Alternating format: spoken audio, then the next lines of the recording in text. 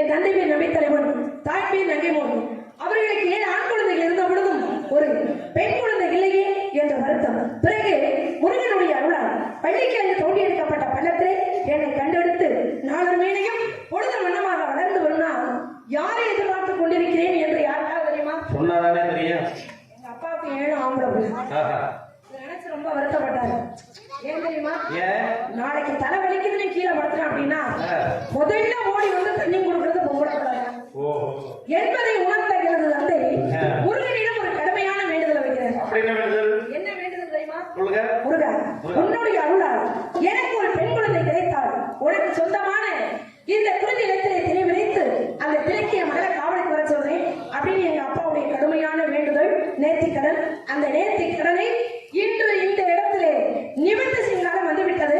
அதனால நானும் ஓடோடி வந்திருக்கேன். ஒருவேளை எங்க அப்பா பேச்ச நான் கேட்காம இங்க வராம இருந்திருந்தேன்னு வைங்க, இந்த உலகம் என்ன சொல்லும் தெரியுமா? என்ன சொல்லும்?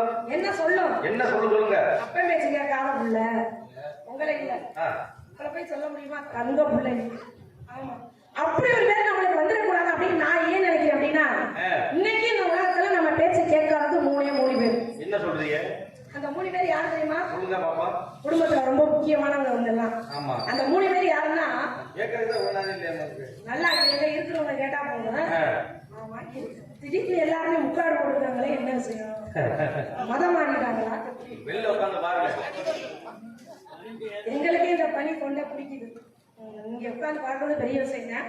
இந்த பணிகளையும் முக்காடு போட்டுக்கிட்டாலும் நாங்கள் உட்காந்து பார்ப்போம் அப்படின்னு சொல்லி எல்லாமே பொறுமையோட உட்காந்துருக்கீங்க. அதுக்கே மிகப்பெரிய நன்றியை நாங்க சொல்லணும் உங்களுக்கு. ஆமா, அந்த முக்கியமான 3 பேர் யாரு தெரியுமா?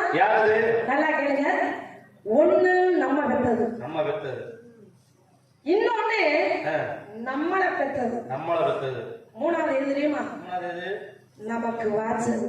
என்ன சொல்றீங்க? ஆணுக்கு பெண்ணா இருக்கலாம், பெண்ணுக்கு ஆணா இருக்கலாம். ஒண்ணு நம்ம பெற்றது, இன்னொன்னு நம்மளை பெற்றது, மூணாவது நமக்கு வாச்சது. இந்த 3ல 1 2 சரியில்லைனா ஒண்ணு சரியா இருக்கும். ஏன்னா கொண்டவன் சரியாக இருந்தா கூரை ஏறியும் சண்டை போடலாம் என்பது பழமொழி. அப்போ ஒரு மனைவிக்கு கட்டிய கணவன் எந்த நேரத்திலும் ஆதரவாக இருக்கும் பொழுது அந்த மனைவியால எதையும் சாதிக்க முடியும் அப்படிங்கிற நம்பிக்கை அந்த அம்மாவுக்கு வந்துடும். அதை விட்டுட்டு நம்ம வீட்டுக்கு எடுத்து விடுங்க சட்டை நடக்கும் போது நம்ம புடிச்சு அங்கே போய் நின்றுட்டு என் பொண்டாட்டி அப்ப செஞ்சாலும் செஞ்சிருப்பாங்க அப்படின்னு சொன்னா என்ன ஆகும்? 3 வேளை சாப்பாடு 1 வேளையா குறையறதுக்கு நிறைய வாய்ப்பு. இப்படிலாம் இருந்தாலும் கூட நானும் ஒரு உறவுக்காக காத்துட்டு இருக்கேன் அப்படின்னா அந்த உறவு யாரு, முக்கியமான வரவு யாரு அப்படின்னு பார்க்கும் பொழுது